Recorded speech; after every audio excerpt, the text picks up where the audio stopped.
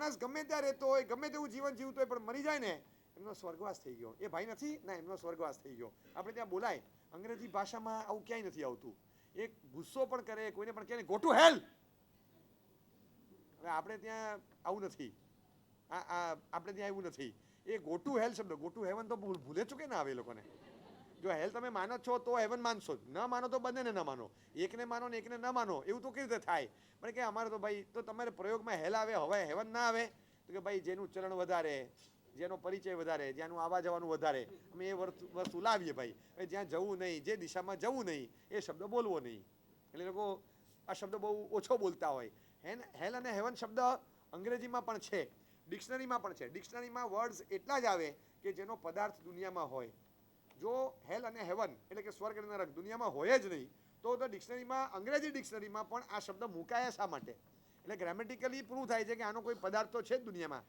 જો દુનિયામાં પૃથ્વી છે તો અર્થ શબ્દ છે, દુનિયામાં આકાશ છે તો સ્કાય શબ્દ છે, દુનિયામાં આગ છે તો ફાયર શબ્દ છે, અને પાણી છે તો વોટર શબ્દ છે. તો હેવન અને હેલ શબ્દ સ્વર્ગ અને નરક હોય તો જ આ એક્ઝિસ્ટન્સમાં આવે, બાકી આવે જ નહીં ચરણમાં.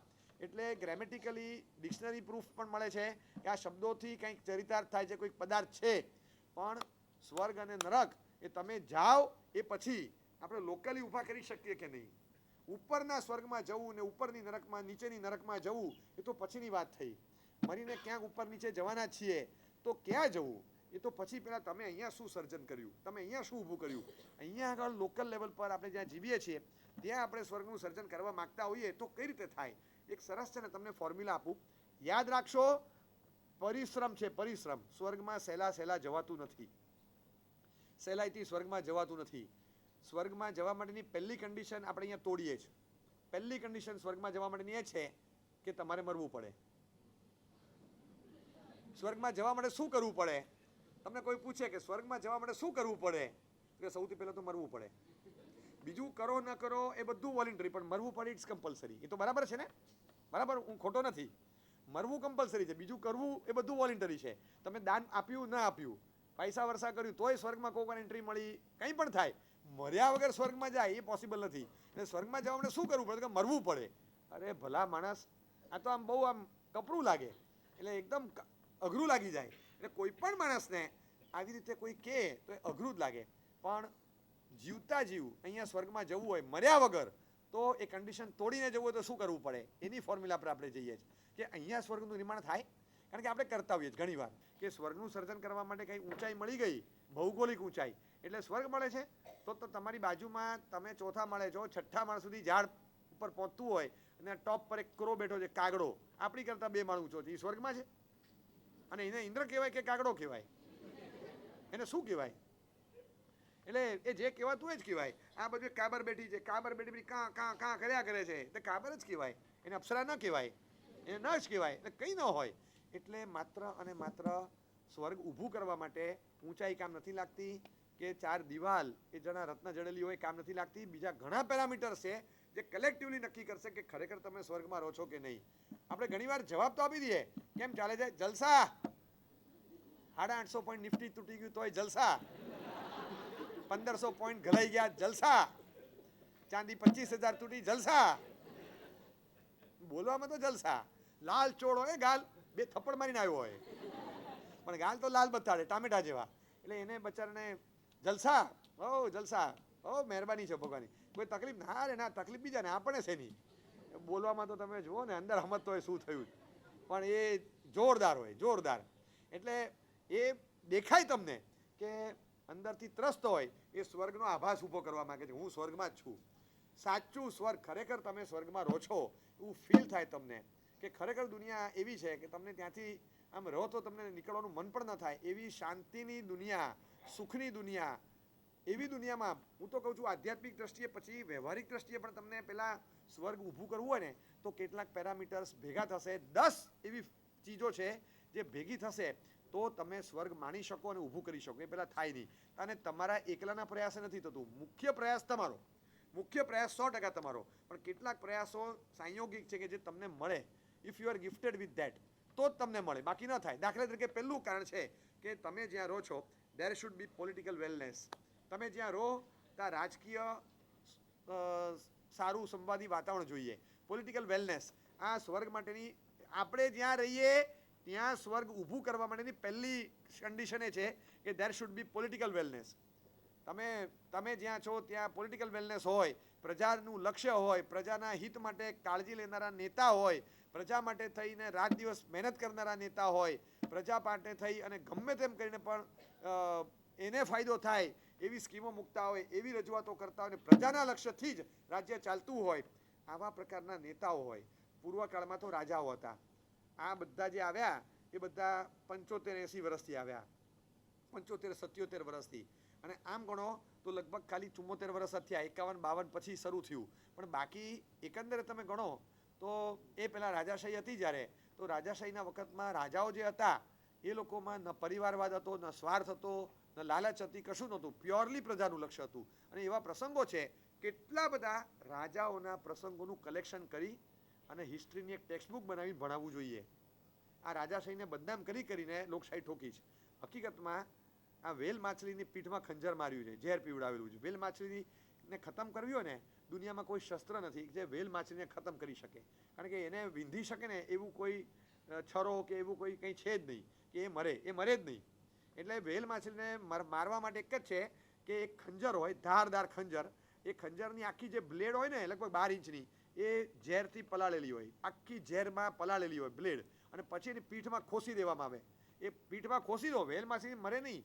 એ પીઠમાં ખંજર લઈને પણ 2-4-6 કલાક તર્યા કરે, પણ એ જે ઝેર અંદર ગયું ને એ લોહીમાં પ્રસરીને આફ્ટર 4-6 hours એ ધીમે રહીને ઢીલી પડે ને પછી ઓર્ગન ફેલિયર ને પછી મરે. વેલ માછલીને ખતમ કરવા માટે આ એક જ ઉપાય છે.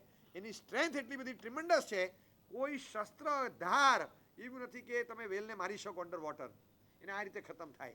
એવી રીતની આ વેલ માછલી જેવી મજબૂત ભારતની પ્રજા હતી અને તોડી ન શકે. એટલે છે ને બિન સાંપ્રદાયિકતા, ધર્મનિરપેક્ષતા, લોકશાહી, આધુનિક શિક્ષણ, આ 3-4 ખંજરો તૈયાર કર્યા અને ખોસી દીધા બરાબર અંગ્રેજોએ. એવા ખોસ્યા એ ધીમે ધીમે પછી 1950 પછી, 1980 પછી, 2010 પછી જેમ જેમ અસર દેખાતી જાય એમ પ્રજાના અમુક વિભાગો મરતા જાય. આ વેલ માછલીને મૂર્છિત કરીને મારી નાખવા માટે આ ખંજર ઠોક્યા. એમાં આ એક ખંજર કે એ વખતે રાજાશાહીને બદનામ કરીને લોકશાહી ઠોકી દીધી. લોકશાહીમાં તો એક વસ્તુ સમજી રાખો, કોઈ દિવસ છે ને, કોઈ દિવસ પાવર નેવર કરપ્ટ. તમે સમજી લો, ગમે એવો પાવરમાં રહેલો માણસ કરપ્શનમાં જાય છે આજે, એકદમ ઉઘાડો જાય છે, પણ power never corrupt. The fear of loss of power corrupt. તમને ભય હોય કે પાવર જતો રહેશે, ખુરશી આજે છે જતી રહેશે, એ જ કરપ્શનનું મૂળ છે. તમને શ્યોરિટી નથી ને 5 વર્ષ પછીની. રાજાશાહીને શ્યોરિટી હતી એટલે તે નેવર કરપ્ટ. એ લોકો ક્યારે પણ છે ને આ રસ્તે લગભગ નહોતા જતા. અને એમને તમે તો 88માં ગયા, તમે તો આવા બદમાશ હતા, તમે તો આમ કરતા હતા, પ્રજાના પૈસે જલસા કરતા હતા, આવું બદનામ કરી કોઈ 2-4 કિસ્સા હશે, પણ 2-4 કિસ્સાને હાઇલાઇટ કરીને આટલી મોટી ઉજ્જવળ રાજવંશી પરંપરાને બદનામ કરી. અને બધા હિડન છે. તમે નામ પણ ના સાંભળો એવું બને કે કૃષ્ણકુમારસિંહજી મહારાજા એ ભાવનગર સ્ટેટના મહારાજા હતા. હું તમને 25, 1, 2, 3, 4, 5, 15, 25 આમ હાથના વેઢે, આંગળીના વેઢે ગણીને 25 પ્રસંગ ઇન રો સંભળાવી શકું, જે વાવ ફિલિંગ લાવે કે આવા રાજા હતા, આવું પ્રજાનું લક્ષ્ય હતું, આવા રાજાઓ એ વખતે જીવતા હતા. હું તમને બધી સ્વતંત્ર ભારત પછીના પણ જીવતા હોય એવા લોકોની વાત કરું છું. એવા રાજા હતા ભગવતસિંહ, જેને ભગવત ગોમંડલ આખા ગ્રંથની રચના કરી છે. આટલા વર્ષો સુધી એ ગ્રંથનો પ્રયાસ કર્યો, પણ એમની જે મહેનત, પ્રજાનું લક્ષ્ય એટલું જબરજસ્ત હતું. રસ્તા પરથી જતા હતા, કોઈ વૃદ્ધ માજી રસ્તામાં ઊભા હતા, લાકડાનો ભારો માથે ચડાવવાનો હતો, ઉપર તો વાંકા વડે ઉપાડ જાય તો હાથમાંથી છટકી જાય, વજન હતું, આમ ઉપર નહોતું આવતું. એટલે પછી જતા હતા, એ ભૈલા ઊભો રહે ને ભાઈ, ભૈલા ઊભો રહે ને. એમની ઘોડાગાડી વિક્ટોરિયા હતી, ઊભી રાખી દીધી. રાજા છે ખબર જ નહોતી એમને, રાજા છે ખબર નહોતી. એ વખતે એવું બધું હતું નહીં કે આમ એક સાથે 3-4 રેન્જ રોવર ચાલે ને બધું આમ આગળ ને પાછળ ને, રાજા ચાલે તો ચાલે ભાઈ. હવે જેને આવડે ને આવડે તો ઊભા રાખ્યા, ભાઈ જરા 1-2 મિનિટ આવ ને ભાઈ, આમ માથે ચડાવી દે ને, થોડો હાથ આપને. આ રાજાને કહેવાય. પણ આમને માજીને ક્યાં ખબર છે કે આ મારા રાજા ભગવતસિંહ છે. ભગવતસિંહને લાગ્યું કે અમારી દાદી છે, મારી નાની છે, અમારી માની માં છે, અને એને ખબર હોત તો મને ન જ કહે, પણ આ ખબર નથી માટે કહે છે, મારે જવું જોઈએ. ઊભો રાખ્યો ઘોડાગાડી, નીચે ઉતર્યા લો, અને પછી આમ કરી ઉપર ચડાવી. એ કે તું રાજાને ઓળખે આપણા ભગવતસિંહને? તો કે હા ઓળખું ને, મારે તો બહુ અંગત સંબંધ છે એમની સાથે. તે હે ને, તો એક વાત કરીશ એમને તો કે હ તો કે એમને કહેજે ને આ રોડ પર થાકલા બનાવે, થાકલા. તો કે શું બનાવે? થાકલા. થાકલા એટલે ખબર છે? થેપલા એટલે ખબર છે? તમે શું માનો? થેપલા એટલે પતલા હોય ને થાકલા એટલે જાડા હશે, એવું સમજો છો? એ કે બહુ થાકી જાય, હવે ભારો લઈને ચાલતા હોય ઓન ધ રોડ સાઈડ, આમ ચાલતા ચાલતા ચાલતા જાય, હવે થાકી જાય તો આખો ભારો નીચે મૂકવાનો, પછી થોડી વાર આરામ કરવાનો ઝાડ નીચે, હવા પાણી લેવાના, થોડું પાણી પીવાનું, હવા ખાવાની, આડા પડી જવાનું, પછી પાછા ઓન ધ વે પાસ થવું છે તો પાછું એ લઈને પાછું ઉપર ચડાવવાનું. તો જેટલું નીચેથી ઉપર ચડાવો અને ઉપરથી પાછું આખા વાંકાવળી નીચે મૂકો એ વધારે ટફ છે, માણસ એક્ઝોસ્ટ થઈ જાય. થાકલા એટલે આમ છે ને અડધી આ 1/3 પાર્ટ જેવા આમ 3x3ના ઓટલા એક નિયમિત અંતરે આ બાજુ મૂકેલા હોય. એટલે આવા બધા જે રાહદારીઓ બહુ પસાર થતા ત્યારે એ સમય હતો, એક આજીવિકાનું સાધન હતું, તો એ બધાને ઉતારી અને આ મૂકી દેવાનું, એના પરથી લઈ લેવાનું. એટલે એને એક સબસ્ટન્સ મળે, એને એક સપોર્ટ મળે કે છેક નીચે સુધી વાંકાવળીને ઉતારવું ન પડે અને અહીંથી ઉપાડવું હોય તો ઇઝીલી આવી જાય. બસ આટલો સપોર્ટ એને મળે એ થાકલા કહેવાય. થાકેલો માણસ જે ઓટલા પર વજન હળવું કરીને ઊભો રહી શકે, એને બેસવું હોય તો એ બેસી શકે, જરા પગ છૂટા કરી શકે, એના પરથી સીધું લઈ લે, આખા વાંકાવળીને મૂકવાનું અને લેવાનું ના આવે, આ થાકલા કહેવાય. ઓ સમજી ગયો, તો હું આજે જ ભગવતસિંહજીને કહી દઉં છું. ભગવતસિંહજીને એને જઈને કહી દીધું અને ભગવતસિંહજીએ આખા એ પ્રદેશમાં ગોંડલના આખા એરિયામાં આ થાકલા બનાવ્યા. આજે પણ ઘણા રોડ પર છે, આજે પણ ઇવન ટુડે એ થાકલા જુઓ તો ખબર પડે કે આ પોલિટિકલ વેલનેસ શું હશે. એક માજી એ ત્રાસ પામે અને એના માટે થઈને રાજા નવરો છે કે આ કે વાત એક જણની છે, પણ ધીસ ઇઝ પ્યોર. આ છે ને આ સ્ટેટમેન્ટને એ લોકો પ્યોરલી પીઆઈએલની જેમ લેતા હતા કે this is a public interest litigation. આ લિટિગેશન ભલે નથી ચાલતું, પણ આ સ્ટેટમેન્ટ જે છે ને પબ્લિક ઇન્ટરેસ્ટમાં, લાર્જર ઇન્ટરેસ્ટમાં છે, એ on a large by large public વેલફેરનું કારણ બનશે. એક વ્યક્તિ માટે નથી કરવાનું. આ રજૂઆત એક વ્યક્તિની છે પણ ઘણાને ફાયદો થાય એવું છે, તો એ લોકો તરત આનો અમલ કરી દેતા. આ પોલિટિકલ વેલનેસ. કેટલા લોકો એવા હતા પોતાના એ વખતના પેન્શનના કવર આવે 500 રૂપિયાના, અંગ્રેજો મોકલતા, રાજાઓ નીકળી ગયા પછી સરકાર આવી, શરૂઆતમાં જતા, હવે તો પેન્શનો નાબૂદ થયા રાજાશાહીના, રાજાને પેન્શનો જતા કારણ કે રાજગાદી છોડી દીધેલી તો પદત્યાગનું પેન્શન એમને મળતું. અને એ વખતે ગામમાં નિયમ કે ગામની દીકરી લગ્ન કરે એટલે રાજાને પગે લાગ્યા વગર જવાનું નહીં. રાજાને પગે લાગીને જવાનું. હું ધંધુકામાં, મારી દીક્ષા પછીનું બીજું ચોમાસું હતું, ધંધુકા, અમદાવાદ ભાવનગર રોડ પર જાઓ તો મિડવે પર ધંધુકા આવે બરાબર, અને ત્યાં મેં ચોમાસું કરેલું. ત્યાં ધંધુકાની બાજુમાં એક ગામ છે ગાફ. એ ગાફ ગામના ધંધુકાના એ બાજુના જે રાજા હતા, પ્રાદેશિક રાજાઓ, ત્યાંની વાતો છે ને મેં ત્યાંના વડીલો પાસે એ વખતે મેં સાંભળેલી. સાંજે પ્રતિક્રમણ પતે, એક બે કાકા હતા, એ કાકાઓ બધી આવી બધી વાતો કરે તો અમને મજા પડતી. અમારા ગુરુદેવ કહેતા જો આ કાકાની વાતો સાંભળો બધા. એ વખતે અમારી ઉંમર આટલી નાની હોય અને એ લોકો બધા 80-82ના અને એ બધી જૂની વાતો લાવે, એટલે એટલું બધું 50 ને 55 ને 45 વર્ષ જૂના પ્રસંગ એમને બધાને 20મા વર્ષે જોયેલા હોય, એટલે એકદમ ઉપસ્થિત હોય, એકદમ રેડી રેકનરની જેમ બોલે. આપણને ઓહો આવા એમને બધી વાતો કરી. સાહેબ અમારા ગામમાં ફલાણાની છોકરી હતી, મોચીની છોકરી હતી, લગ્ન થાય, અમે તો ઢોલી લઈને સીધા રાજા હોય, રાજા તો નીકળી ગયા હતા પણ એની નાનકડી એક જગ્યા હતી ત્યાં રહેતા અને ત્યાં જ પગે લાગવા જવાનું. એટલે પછી 11 રૂપિયા 21 રૂપિયા જે હોય, 50 રૂપિયા જેવી એની સગવડ, ચાંદલો આપે. મહિનામાં 2-4 લગનગાળામાં ગાય થાય જ ગામમાંથી, એ ચાંદલો આપે અને એ ચાંદલો લઈને જ દીકરી સાસરે જાય. એ લઈને જાય, એ પૈસા સાચવીને રાખે, એ રાજાના આશીર્વાદ કહેવાય. માતા પિતા કરતાં પણ એક સર્વોપરી એવું શુકન. હવે એ વખતે સાહેબ એવા ખરાબ દશામાં હતા કે આમ રાહ જોતા હતા અમારા ગામના રાજા, અમારા ગામમાં ધંધુકામાં રહે કે મની ઓર્ડર આવ્યું નહીં અને રોજ રાહ જુએ. પોસ્ટ ઓફિસમાં તપાસ કરે મની ઓર્ડર આવ્યા કે નહીં, હજી આવ્યું નથી. સાહેબ ખાવાના સા હતા અને અમારા બાજુવાળામાં મોચીના ઘરે કે કોઈના ઘરે દીકરીના લગ્ન હતા, ના પાડી કે આપણે ઢોલી બોલાવવાનો નથી, પગે લાગવા જવાનું નથી. કે પપ્પા મરી જાઉં તો ના જવું, હું ના જઉં સાસરે, રાજાને પગે લાગીને જ જઈશ. રાજાને પગે લાગી જવાતું હશે કે બેટા તું સમજ આપણે નથી જવાનું. આપણે જઈએ એટલે રાજાને કંઈક આપવું પડે. આપણે હવે એમને શરમ ન ખાય, આપણને ખબર છે એમના સંયોગોની. આ હું નહીં લઉં એ શક્ય જ નથી કે તું ના લે, એ આપણે વગર ના રહી શકે, હું ઓળખું છું એમને. અને આ દીકરી કે તો હું ઢોલી વગર જઈશ, કીધા વગર જઈશ, પપ્પાને કીધા વગર જઈશ અને ઢોલીને લીધા વગર જઈશ, પણ હું જઈશ ખરી. એ ગઈ. એ જ્યારે ગઈ ને તો લિટરલી રાજાની આંખોની આંસુના બૂંદ પડી ગયા. બેટા આમ જોયું, આમ ગ્લાસ લીધો અને માટલામાં હાથ નાખ્યો, માટલું ખાલી. એક પાણીનો ગ્લાસ નથી કે પવાલું ગ્લાસ ભરીને પાણી પીવડાવું દીકરીને અને રડી પડ્યા ને એકદમ નિરાશ થઈ ગયા કે દીકરી પહેલી વાર છે ને હિંમત હારી ગયો આજે.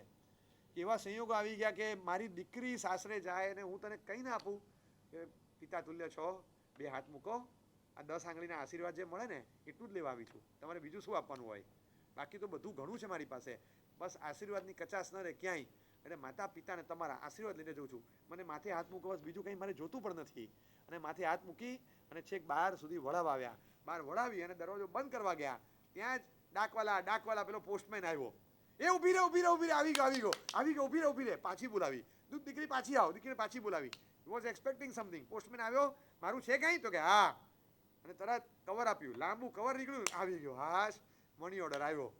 અને મની ઓર્ડર જેવો આવ્યો એ મની ઓર્ડરનું કવર ખાલી એમ જોયું કે મની ઓર્ડર છે લખ્યું, ખ્યાલ આવી ગયો, તોડ્યું જ નથી.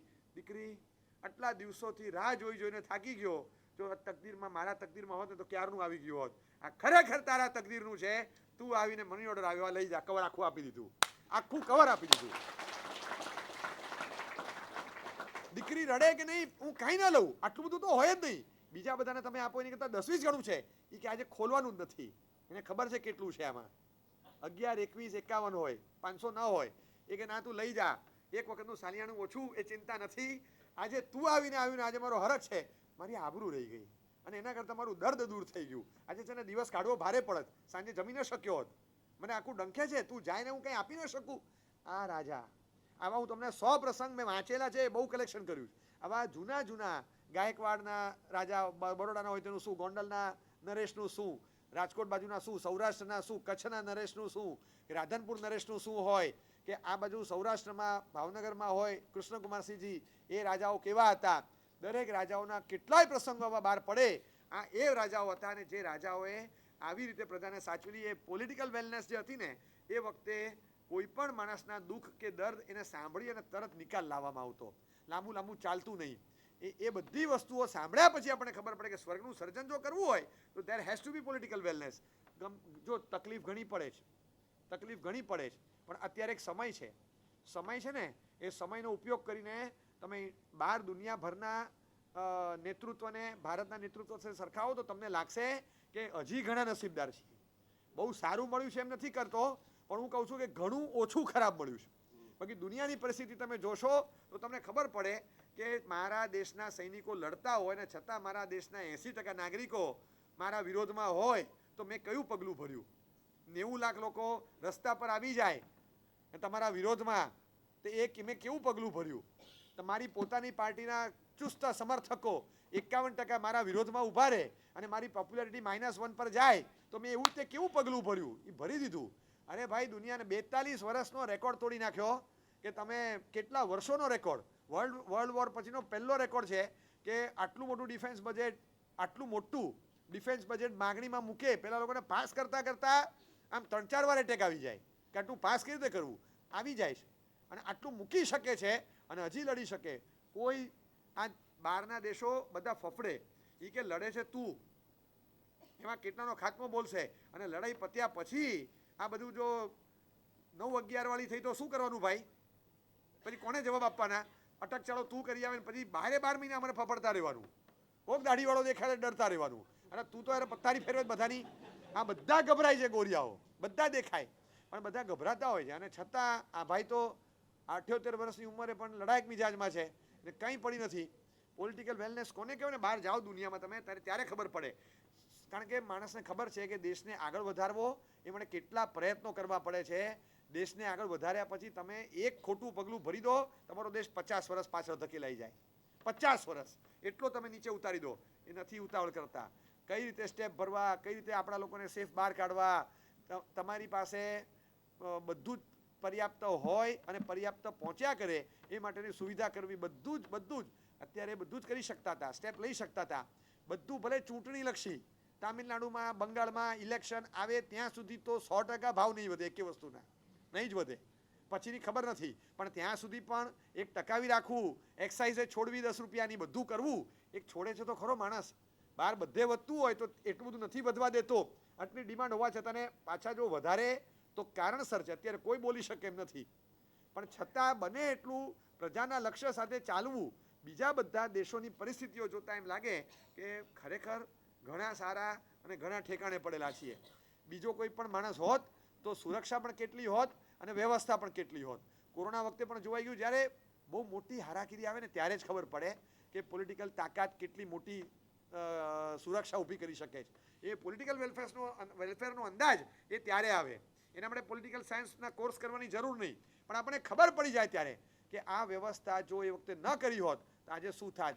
જ્યારે મોટા પાયે તકલીફો થઈ તો ત્યારે બધી રીતે પહોંચી વળવા માટે સક્ષમ પગલાં ભરવા, એટલે એ રીતે પહોંચી વળવું, આ બધાને પહોંચી વળવા માટેની સુરક્ષા વ્યવસ્થાઓ કરવી, આ પોલિટિકલ વેલનેસ છે. અને આપણે ઈચ્છતા હોઈએ દુનિયામાં જો નેતૃત્વ, રાજકીય નેતૃત્વ ખાસ કરીને એ સારું ન હોય, સ્વર્ગનું સર્જન ન થાય. આપણા હાથની વાત નથી, પણ આ અપેક્ષિત કારણમાં પહેલું કારણ છે કે દેર શુડ બી પોલિટિકલ વેલનેસ. આ ભગવતસિંહની જે વાત કરીને મેં થાકલા તો બનાવ્યા, પણ એ ભગવતસિંહનો દીકરો હતો, નામ યાદ નથી અત્યારે. એ દીકરો અળવિત્રો હતો, બહુ વિચિત્ર. એકવાર બહાર નીકળ્યા અને કેળાનું ઝાડ જોયું, મસ્ત કેળા હતા. એટલે માળીને કીધું કે આ કેળા તોડી આપને. તો કે નહીં, માલિકને ના પાડી છે માલિકે, આમાંથી કોઈ કેળા નહીં તોડવાના. અરે કે આ અમારું ઉપવન છે, આ ફાર્મ હાઉસ અમારું છે.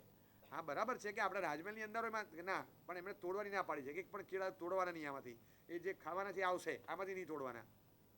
અરે કે તું મને શેનો ના પાડે, તું જેના નામ પર ના પાડે છે ને મારા બાપુ છે, મારા બાપુ આ ગામને ના પાડે, મને ના પાડે, તું તોડી આપ. તો કે પણ મને બાપુની ના દે. ફાટ એક ઠોકી દીધી માણસને. માણીને જે ચમચમથી તમાચ મારી છે, માળી બોલ્યો નહીં, છોટે સરકાર તોડી આપું. તરત તોડી આપ્યું. પછી સાંજે ગયો ને અને પેલો આંટા મારવા નીકળે, આમ આમ આમ નજર નાખે, શું શાર્પનેસ હશે.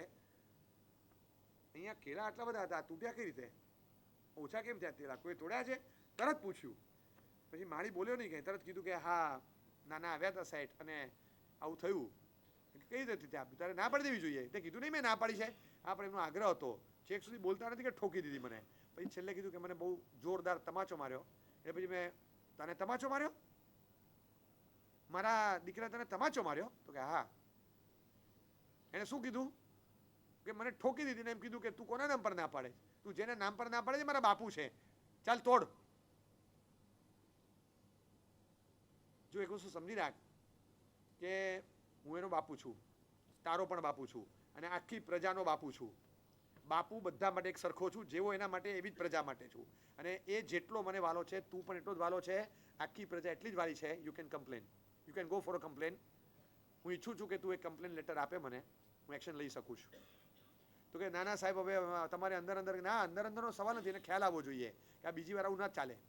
તમે કોઈ વ્યક્તિ પર હાથ ઉપાડો એ હું નહીં ચલાવું, મારો દીકરો છે પણ દાખલો તો બેસાડીશ. તું મને કમ્પ્લેન કરશે તો મને ગમશે. એમની પાસે લેખિતમાં કમ્પ્લેન લેવડાવી. આ પોલિટિકલ વેલનેસ કહેવાય, આ પ્રજાનું લક્ષ્ય કહેવાય. અને પ્રજાને રાજા વચ્ચેનું બોન્ડિંગ જુઓ, ફેમિલી બોન્ડિંગ જેવું. આમ કેવું બોન્ડિંગ? હવે આ માણસ ભૂલે ખરો કોઈ દિવસ? કે તમારે ભૂલી જ જવાનું. કોઈ ચૂંટણી આવવાની છે ને મતદાન થાય ને એ પેલો મારો જ્ઞાતિનો અગ્રણી છે ને હું એને સાફ માન આપીશ, એનું કામ કરી આપીશ, તો અત્યારે આખી જ્ઞાતિમાંથી બધા વોટ મને અપાવશે. ક્યાંય એને સ્વાર્થ હતો કોઈ, ક્યાં વોટ કે નોટ લેવાની હતી, પણ આ પ્યોરલી પ્રજાનું લક્ષ્ય અને લાગણી હતી. બોન્ડિંગ એવું જોરદાર હતું. એને કમ્પ્લેન કરાવી અને સખત પગલાં એના દીકરા સામે લીધા. બીજી વાર હાથ ન ઉપડે. કર્ણાટકમાં કોની સરકાર છે? બરાબર. અને છતાં હું તમને કહું કે એ લોકોએ કડક કાયદા લીધા. ઓટીટી પ્લેટફોર્મની ઘણી બધી વસ્તુઓ એની પર બેન મૂક્યું અને ખાસ કરીને નાના છોકરાઓના હાથમાં એ વસ્તુ પહોંચે નહીં, પણ સખત પ્રતિબંધ મૂક્યો. અને એની અનુમોદના સંસદમાં થઈ. કેમ? કારણ કે આ બહુ મોટું સક્ષમ પગલું હતું. પોલિટિકલ વેલનેસ છે એક પ્રકારની, કે સમાજને ક્રાઇમના રસ્તે અમારે મોટિવેટ નથી કરવાના. એને ત્યાં એજિટેશનમાં આવે અને ખોટા આંદોલન ચલાવે એને ફોડી લેશું, પણ આ રીતે એને આવી વસ્તુ જોવાની છૂટ ન અપાય કે જે એના મનમાં ખોટા ગલત વિચારો ઊભા કરે, ગલત ઈચ્છાઓ પ્રગટાવે. એટલે ખટ કરતું એક કનેક્શન કાપી નાખવાનું. તો એક પ્રકારની પોલિટિકલ વેલનેસ હોય છે. એ એકદમ સક્ષમ નેતૃત્વ રાજકીય દ્રષ્ટિએ પણ હોય, જે માત્ર સત્તા ટકાવવામાં નહીં, સંસ્કાર ટકાવવામાં અને પ્રજાને સુખ ચેન આપવામાં માનતું હોય. આવી પોલિટિકલ વેલનેસ હોય. સાથે સોશિયલ સિક્યોરિટી હોય કે સોશિયલ સિક્યુરિટીના નામથી પબ્લિક સોશિયલી સિક્યોર્ડ હોય. એટલે માત્ર તમારા પૈસા ખોટા વેડફાઈ ન જાય, તમારા ખોટા પૈસા ગયા હોય તો તમને પાછા મેળવી આપવા એની જવાબદારી સાથેની વ્યવસ્થા હોય. હમણાં મને એક ભાઈ મળ્યા હતા, ગયા હતા જાપાન ફરવા. મને ગજબનો કિસ્સો કીધો. હું તો વિચારમાં પડી ગયો કે આવું થયું હશે કે નહીં, અને કદાચ આપણે ત્યાં આવું થાય કે નહીં. પણ એક સરસ કિસ્સો કીધો મને કે ત્યાં ગયા છે, મારા વાઈફને એક ઈચ્છા હતી કે ત્યાંનું એક વાંસનું પર્સ મળે, બહુ સારું હોય છે. કોસ્ટલી હોય પણ બહુ આર્ટિસ્ટિક હોય, એમને લેવું હતું. તો એ ખાસ એક જગ્યાએ મળતું હતું, ત્યાં અમે લેવા ગયા. એક તો જે હોટલમાં ઉતરેલા ત્યાંથી નીચે ઉતર્યા, તો ત્યાંથી નીચે આવતા ખાલી ત્યાંના એક જે માણસ હતો એને જતા આવતા મેં ખાલી આમ કર્યું, સ્માઇલ એકવાર આપ્યું હતું, બસ. એ માણસ ખડે પગે સાથે ને સાથે વેર યુ વોન્ટ ટુ ગો, તમારે ક્યાં જવું છે? તો કે શોપિંગ માટે. તો કે કઈ બાજુ જશો? મેં વાઈફને પૂછ્યું આપણે ક્યાં જવાનું છે, કારણ કે એ બધું એમણે સર્ચ કરેલું. એમને પૂછ્યું, એમણે કીધું આપણે અહીંયા જવું છે. તો કે ઓકે, તરત ટેક્સી બોલાવી, અમે ટેક્સીમાં બેઠા, 200 મીટર નહીં ગયા અને ત્યાં સુધી ઉપર ડોર પર માણસ હોટલનો એની ડ્યુટીમાં નથી આવતું. એટલે ના, તમે આવ્યા છો જાપાનમાં તો હું તમને વ્યવસ્થા કરાવી આપું, તમે જાઓ, જઈ આવો. એ લોકો બહુ માનતા હોય છે. અરે ટ્રેનમાં પ્રવાસ અંદર ઇન્ટરનલ ટ્રેનમાં પ્રવાસ કરનારા કહેતા હતા કે ત્યાં સ્ટેશન પર પૂછ્યું કે એપલ્સ છે? તો કે ના, નથી. એટલે પછી ત્યાં વાત કરી કે આપણે ત્યાં કેવી રીતે એપલ મળે? આ લોકો સ્ટેશનમાં એપલ ન મળે અહીંયા જાપાનમાં? અમસ્તી વાત કરી હશે. એક ભાઈએ બેગ ખોલીને 2 એપલ આપ્યા, તરત પોતાનામાંથી, અજાણ્યો કોઈ જાપાનીઝ, 2 એપલ આપી દીધા. પછી કે આઈ ડોન્ટ વોન્ટ, કે આગળ કંઈ મળશે તો લઈ લઈશ. કે તું લઈ લે, તારે જોઈએ તો છે જ. હા, you are going for search, આ લઈ લે, મળે છે, લઈ લે. અને પછી કે ના પણ હું લઈ લઈશ, આ લઈ લે, અને મારે પૈસા નથી જોતા. એ કે તું શું બોલ્યો? કે જાપાનમાં રેલવે સ્ટેશન પર આપણી જેમ એપલ નથી મળતા. હવે જાય ને ઇન્ડિયા તો બોલજે કે જાપાનના રેલવે સ્ટેશન પર અને ચાલુ ટ્રેનમાં વગર પૈસા એપલ મળે છે, એટલું કહેજે. જા કહેજે. તમને કહું, સોશિયલ સ્ટ્રક્ચર જુઓ. એ તમે મારા દેશ માટે છે ને ગમે તેમ બોલતા નહીં. હવે બીજી વાર અંદરથી લાગી આવે છે ત્યાંના માણસને. અંદર એક છે, હમણાં પાવાપુરી ઉદ્યાનમાં એક ભાઈ હતા, બેનની માળ હતી, એમના સ્વજન ત્યાં રહેતા હતા, માળ પર આવેલા, બિલકુલ ધર્મમાં માનતા નહોતા. 1-2 વાર વ્યાખ્યાનમાં બેઠા તો વળી મળવા આવ્યા. મને કે સાહેબ આમ બહુ માનું નહીં, પણ સાહેબ આમ અમુક વસ્તુ જે અનુભવી છે એને કીધું કે મેં ખાલી પૂછ્યું કે ત્યાં આગળ ને અહીંયામાં. તો કે સાહેબ હું તો ત્યાં ગયો હતો અને 3 મહિના મારે રહેવાનું હતું, મારે જોબના કારણે જવાનું થયું, પણ હું ત્યાં ગયો. હવે સાહેબ અત્યારે અહીંયા આવતો હતો તો મારે એકદમ ઉતાવળમાં હતો. પહેલાં એક ટ્રેન પકડી, પછી ફ્લાઇટ પકડવાની હતી. હું પહેલાં નીકળ્યો ત્યાંથી, મારા હાથમાં બેગ હતી અને ઉતાવળમાં નીકળ્યો. એમાં એક સ્ટુડન્ટ ક્લાસનો છોકરો એ જતા, એ વખતે મારે અવર જવરમાં બહુ બધા સ્ટુડન્ટ્સ હતા, તો મારી બેગ જરા ભટકાઈ ગઈ. ઇટ્સ ઓકે, સોરી, મારાથી જરા કહેવાઈ ગયું, કારણ કે મારાથી ભટકાઈ ગઈ બેગ, એને વાગી. તો તરત મેં કીધું સોરી, આઈ મીન હરી. આગળ આખી લાઈનમાં બધા સ્ટુડન્ટો હતા. હું ઉતાળમાં જતો હતો તો જરાક બેગ વાગી ગઈ એને પગમાં. એને આમ જોયું, મેં કીધું સોરી, આઈ મીન હરી. એને ઇંગ્લિશ બરાબર નહોતું આવડતું, જાપાનીઝ સ્ટુડન્ટ, પણ એને હરી શબ્દનો અર્થ ખબર પડે કે આ ભાઈ ઉતાવળમાં છે. He is in a hurry, please. એ પછી જાપાનીઝ લેંગ્વેજમાં કંઈક બોલ્યો, એમાં હરી શબ્દ મને સંભળાયો. એ શું બોલ્યો, હું જે બોલ્યો એમાં એને હરી શબ્દનો અર્થ જ આવડતો હતો. અને પછી એણે આગળ બધા છોકરાઓને શું સૂચના કરી ખબર નહીં, એમાં મને પણ હરી શબ્દ જ સંભળાયો. પણ વિધિન 10 સેકન્ડ બધા છોકરાઓ ખસી ગયા, આવી જાઓ. શું છે? ના, યુ આર ઇન અ હરી, આવી જાઓ. મને જવા દીધો આગળ, બધા ઉભા રહી ગયા. એટલે મને કે અહીંયા તો ધીબેડી નાખે આજુબાજુ ભેગા પડી. તારે એકલાને ઉતાવળ છે? અને એક વસ્તુ સમજ, પહોંચાડી દેશું, વહેલાસર પહોંચાડશું, પણ અમે જ્યાં મોકલશું ત્યાં, તારે જવું હોય ત્યાં નહીં. પછી હા, સમજી લેજે, સરખો કરી નાખે બરાબર. સોશિયલ સિક્યોરિટી જે જોઈએ ને, આસપાસમાં ઘણી વિશેષતાઓ તમે જોઈ હોય, ક્યાંક આવી. પેલા ભાઈ મને કહેતા હતા, મને કે સાહેબ એટલા બધા પાછળ પડી ગયા, એ મને લઈને ગયા ત્યાંથી કેબમાં બેસાડ્યા કે એમને આ શોપિંગ સેન્ટર પર લઈ જાઓ. મારા વાઈફને જોઈતું હતું ને, 1.5 કલાકે મળ્યું એવું સેમ પર્સ. પછી પૂછવા આવી મારી વાઈફ કે લઈ લઉં? કેટલાનું છે? કે 1.5 લાખનું. કે લઈ લે. ખૂબ સુખી, કાંઈ અડેમ નહોતું. એટલે કીધું કે લઈ લે, કોઈ ચિંતા નથી, લઈ લે. સાહેબ લઈ લીધું, ટ્રાન્સફર કર્યું ને એ પ્રમાણે કીધું ને, મેં મોબાઈલ આપ્યો, પતાવી દે, બધું પતાવીને લાવ. બધું ટ્રાન્સફર કર્યું. પછી આવ્યા, એ શું કર્યું ત્યાં?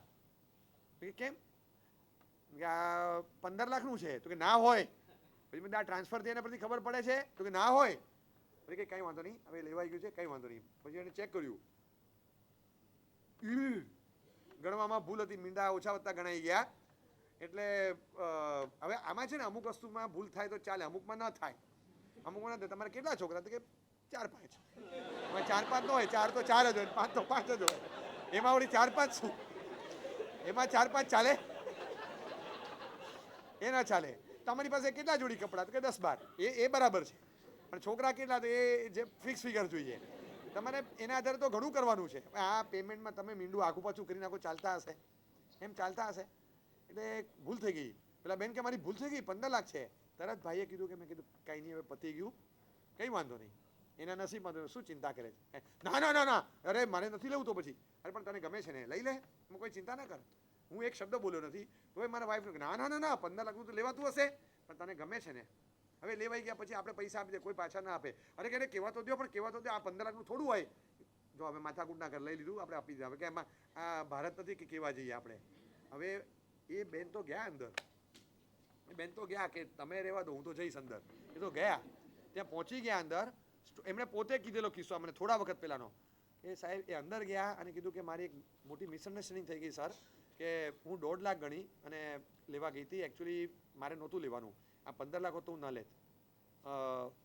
લાખ સવા લાખની ગણતરી હતી, પણ 1.5 લાખ સમજીને મેં લઈ લીધું. ટ્રાન્સફર થયા, મારી ગણતરીમાં મારી ભૂલ થઈ ગઈ છે, એકચ્યુઅલી મારી મિસ્ટેક છે. તમારું પ્રાઇસિંગ બરાબર હશે, મેં 15 લાખ સમજી નહીં અને મેં 1.5 લાખમાં લઈ લીધું. પેલા ભાઈનું પહેલું જ reaction, it's okay, okay, give it back. એને તરત બીજા રિફંડ આપી દીધા 15 લાખ પાછા રિફંડ આપ્યા. Can this happen here? હા થાય અહીંયા આગળ 15 રૂપિયાના સફરજને પાછા ના આવે, આવી રીતે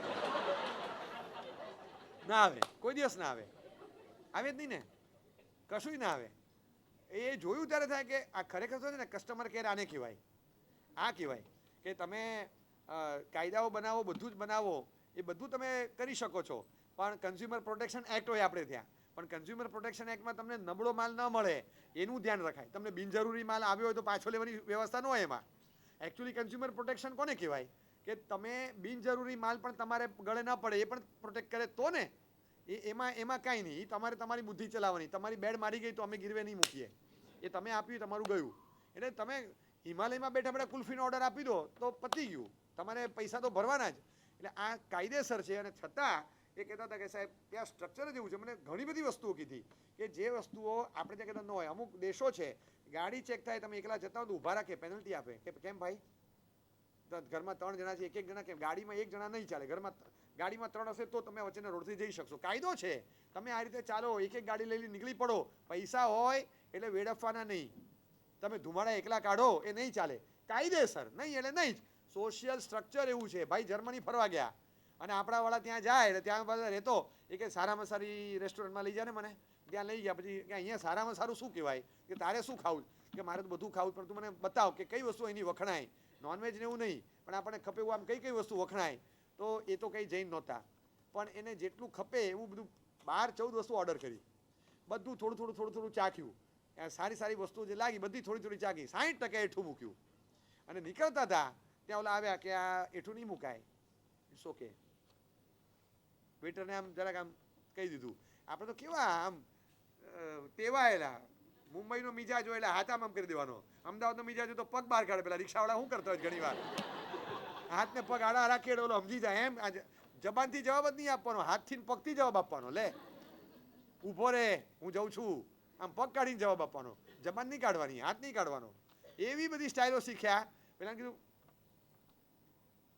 પછી પેલા ભાઈનું મગજ ગયું. એ કહે એઠું નહીં મુકાય, you can live it, left over food અહીંયા ચાલશે નહીં, આ ક્રાઇમ છે. હવે તું જાને ભાઈ, પૈસા આપીએ, જા, we are paying four it. પૈસા આપી દે છે ને પૂરા, પછી તારે માથાકૂટ નહીં કરવાની. અમે આ પાછું મૂકે એટલે પાછા આપ રિફંડ એમ કીધું તને, જા તારું બિલ આપી દે, જા. 2 મિનિટ થઈ જશે, 2 મિનિટ. ત્યાં તો 130-160 કિલોના 2 બાઉન્સર આવ્યા. 2 બાઉન્સર, ખાલી ગંજી પહેરેલું અને નીચે પેન્ટ, ટ્રેક પેન્ટ, અને આવ્યા ઊભા રહી ગયા. એક આ બાજુ ને એક આ બાજુ. એ બેને જોયા ને ત્યાં જ થઈ ગયું કે ઓહો આ કોણ આવ્યું. જોવા જ માંડ્યો કે આ સ્ટ્રક્ચર જોઈને જ આમ લાગે કે ટેનામેન્ટની સામે ટાવર ઊભો હોય ને એવું લાગે. બચારો ગભરાઈ ગયો. કે શું થયું, વોટ હેપન? ટિકિટ લઈ લો, અને નહીં તો બાંધીને લઈ જાઓ ઘરે, સાંજે વાપરજો, આ ફેંકાશે નહીં. અરે કે આઈ એમ પેઇંગ ફોર ઇટ. સીધી આમ ઓછી પકડી, બધું ખાઈ લે તો કે નહીં ખવાય. તો પેનલ્ટીના પૈસા લીધા. ક્લોઝ 1 આવે કે અમારે ત્યાં લખેલું છે મેનુ કાર્ડમાં નીચે, વાંચ્યું નહીં તમે કે એઠું નથી મૂકતા. તો ત્યાં જઈને પાછો અહીંનો એવો એ પૈસા કાઢતા પાછો કે ઊભો રહે, ઉતાવળ ના કર. એ કે અમે જેટલું મૂક્યું એના પૈસા નથી આપતા તમને. You are not at a loss, how can you give a penalty? તમે પેનલ્ટી કેવી રીતે મારો જ મને? અમે 100 રૂપિયાનું ખાધું હોય તો 100 રૂપિયા ભર્યા. અમે 200નો ઓર્ડર કર્યો, 100નું ખાધું, અમે 200 આપીએ છીએ ને, પછી બાકીના 100નું અમે શું કરીએ? Leave it up to us. એ અમારી પર છોડો. તમે આવી રીતે દાદાગીરી ના કરો અમારી પર. એ મગજ બહુ નહીં ચલાવ અને જબાન ઓછી ચલાવ.